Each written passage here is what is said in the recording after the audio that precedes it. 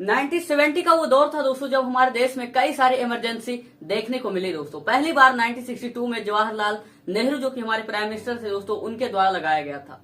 दूसरी बार दोस्तों 1971 में हमारी प्राइम मिनिस्टर इंदिरा गांधी के द्वारा लगाया गया था और तीसरी बार 1975 में ये इमरजेंसी देखने को मिला था दोस्तों। लेकिन सबसे भयानक इमरजेंसी 1975 के अंदर देखने को मिला दोस्तों। सो हाय, दिस इज प्रिंस आनंद और आज के इस वीडियो में बेसिकली हम बात करने वाले हैं दोस्तों इमरजेंसी के बारे में कि क्या है ये इमरजेंसी और ये किस तरह से इम्पोज किया जाता है दोस्तों, किन किन कंडीशन के ऊपर। आइए जानने की कोशिश करते हैं आज के इस वीडियो में। तो पहले आइए दोस्तों जानते हैं कि क्या है ये इमरजेंसी। इमरजेंसी बेसिकली एक सिचुएशन है दोस्तों जहां पे एक सिटीजन के फंडामेंटल राइट तक को भी अबॉलिश कर दिया जाता है for the purpose of securing the country दोस्तों। ये बेसिकली इमरजेंसी एक सेंसिटिव मुद्दा है या फिर एक स्टेप है दोस्तों जो एक सरकार के द्वारा उठाई जाती है दोस्तों, जो एक भयानक रूप को दिखाती है दोस्तों।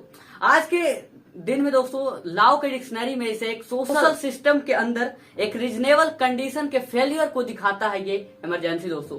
इमरजेंसी बेसिकली दोस्तों एक एक्सट्रीम कंडीशन होती है जो कि हमारे प्रेसिडेंट लगाते हैं दोस्तों। और प्रेसिडेंट जब भी बात करूं दोस्तों तो हमारे कंट्री में प्रेसिडेंट एक कठपुतली है जिनके पास पावर तो खूब है लेकिन एक्सरसाइज वो कुछ नहीं कर सकते हैं। बेसिकली जो हमारे प्राइम मिनिस्टर होते हैं उनके पास पावर होती है इमरजेंसी को इम्पोज करवाने की। तो हमारे प्रेसिडेंट जो है दोस्तों एक एक्सट्रीम स्टेप लेकर इमरजेंसी को इम्पोज करते हैं दोस्तों for the purpose of securing the country. तो किस चीज से सेक्यूरिंग करने की बात होती है दोस्तों, तो इंटर और आउटर जो भी असॉल्ट होते हैं दोस्तों उससे सेक्यूरिंग करने की बात होती है दोस्तों। तो बेसिकली मैं बताऊं दोस्तों तो इमरजेंसी कहीं ना कहीं मेरा ऐसा मानना है कि थोड़ा सा ये गवर्नमेंट की फेलियर को भी दिखाता है दोस्तों इमरजेंसी, जो कि गवर्नमेंट के कंट्रोल से जब बाहर सिचुएशन हो जाती है तो इमरजेंसी को लगाया जाता है। अब आइए जानते हैं दोस्तों कि कितने प्रकार के इमरजेंसी होते हैं और कैसे इम्पोज किया जाता है, सबके क्या क्या इम्प्लीकेशन देखने को मिलती है दोस्तों। आइए जानते हैं। हमारी कॉन्स्टिट्यूशन में दोस्तों 3 तरह के इमरजेंसी का जिक्र किया गया है दोस्तों, जिसमें से पहली इमरजेंसी का नाम है दोस्तों नेशनल इमरजेंसी, जो कि आर्टिकल 352 के अंतर्गत हमारे कॉन्स्टिट्यूशन में डिफाइन किया हुआ है दोस्तों। ये तब लगाया जाता है हमारे प्रेसिडेंट के द्वारा दोस्तों जब हमारी कंट्री पे एक वॉर की सिचुएशन होती है दोस्तों, या किसी भी तरीके से अंदर टेरिटोरी के अंदर दोस्तों इंटरनल जो एग्रेशन देखने को मिलते हैं उसके कारण, या फिर दोस्तों आर्म रिवेलियन जो हो जाते हैं, म्यूटनी हो जाती है दोस्तों, उसके अंदर नेशनल इमरजेंसी का है दोस्तों। और जब भी वॉर वाली सिचुएशन होती है दोस्तों तो नेशनल इमरजेंसी को इम्पोज किया जाता है। और किस तरह से ये इमरजेंसी इम्पोज किया जाता है दोस्तों, जब ऐसी सिचुएशन देखने को लगती है और प्रेसिडेंट जो है वो काउंसिल ऑफ मिनिस्टर या फिर पीएम के रिक्वेस्ट पे नेशनल इमरजेंसी को इम्पोज करते हैं। और ना सिर्फ पीएम के एडवाइस पे बल्कि दोस्तों अगर प्रेसिडेंट को ऐसा लगता है कि प्रोटेक्शन पे सवाल उठ रही है दोस्तों तो वो खुद भी इमरजेंसी को इम्पोज कर सकते हैं दोस्तों।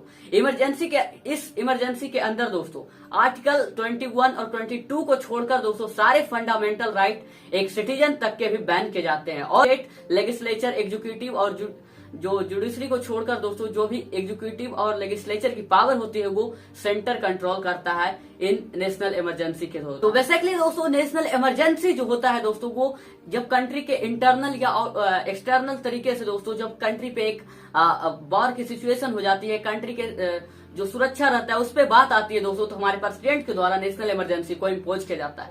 और अंडर 3592 जो आर्टिकल है हमारे कॉन्स्टिट्यूशन में दोस्तों उसके अंतर्गत दोस्तों जो हमारे प्रेसिडेंट है वो एक सिटीजन को सस्पेंड कर सकते हैं उसके फंडामेंटल राइट्स को, कि वो कोर्ट में जाए अपने फंडामेंटल राइट को रिगेन करने के लिए दोस्तों ड्यूरिंग इमरजेंसी के समय दोस्तों।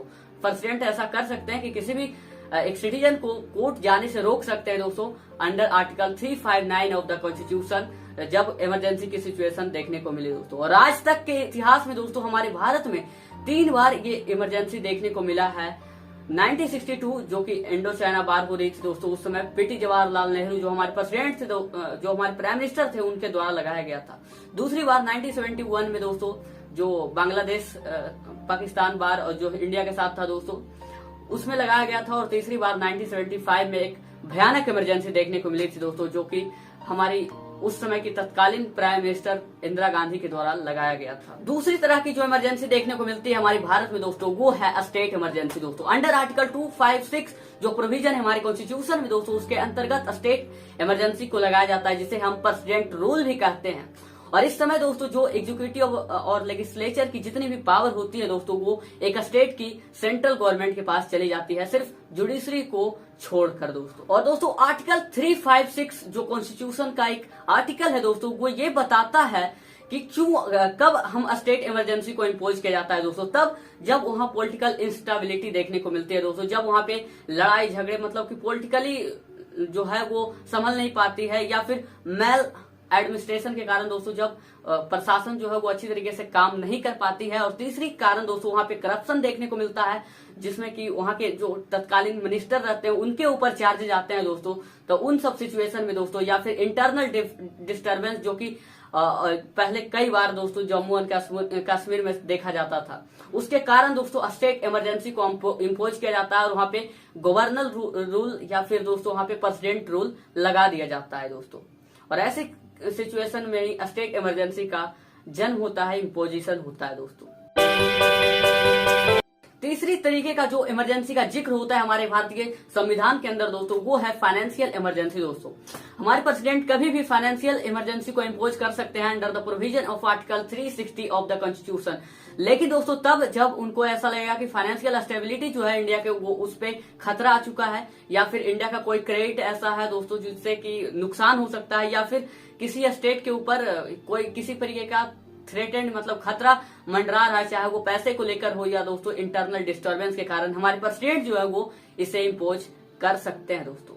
आर्टिकल और इस फाइनेंशियल इमरजेंसी के द्वारा दोस्तों जितने भी एग्जीक्यूटिव की पावर होती है एक स्टेट के अंदर, उसको डायरेक्शन दे सकती है हमारी सेंट्रल गवर्नमेंट। यानी कि एक तरीके से कहें दोस्तों तो हमारी सेंट्रल गवर्नमेंट के अंदर जितनी भी एग्जीक्यूटिव की पावर होगी वो इम्पोज किया जा सकता है किसी भी स्टेट के ऊपर, जब हमारे प्रेसिडेंट फाइनेंशियल इमरजेंसी को इम्पोज करते हैं तब दोस्तों।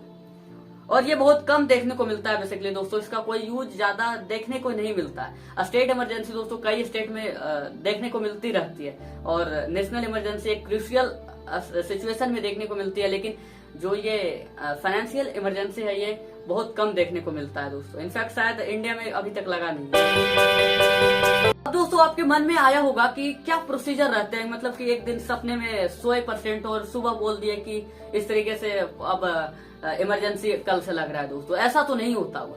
तो आइए जानने की कोशिश करते हैं दोस्तों कि प्रोसीजर क्या है किसी भी इमरजेंसी को लागू करने के लिए। तो इम्पोजिशन जो है वो किस तरीके से किया जाता है एक इमरजेंसी का दोस्तों, आइए जानने की कोशिश करते हैं। दोस्तों जब बात आती है दोस्तों नेशनल इमरजेंसी की, तो उसे इम्पोज करने के लिए दोस्तों दोनों हाउसेज कॉन्सेंट जो है वो जरूरत है, मतलब कि लोकसभा और राज्यसभा की जो परमिशन है वो जरूरी होती है हमारे प्रेसिडेंट के लिए दोस्तों। और ये कहना दोस्तों तो ये काउंसिल ऑफ मिनिस्टर या जो हमारे पीएम है वो खुद इस स्वीकृति को भेजते हैं प्रेसिडेंट के पास कि आप इसे साइन कीजिए और नेशनल इमरजेंसी को इम्पोज कीजिए। और दोस्तों इसको ऑटोमेटिकली दोस्तों ये 1 महीने में इमरजेंसी खत्म हो जाता है, अनलेस कि इसे बढ़ाया ना जाए। और इसे 6 महीने तक हमारी सरकार बढ़ा सकती है और अप्रूवल से दोस्तों, मतलब हमारी प्रेसिडेंट 6 महीने तक इसे बढ़ा सकती है।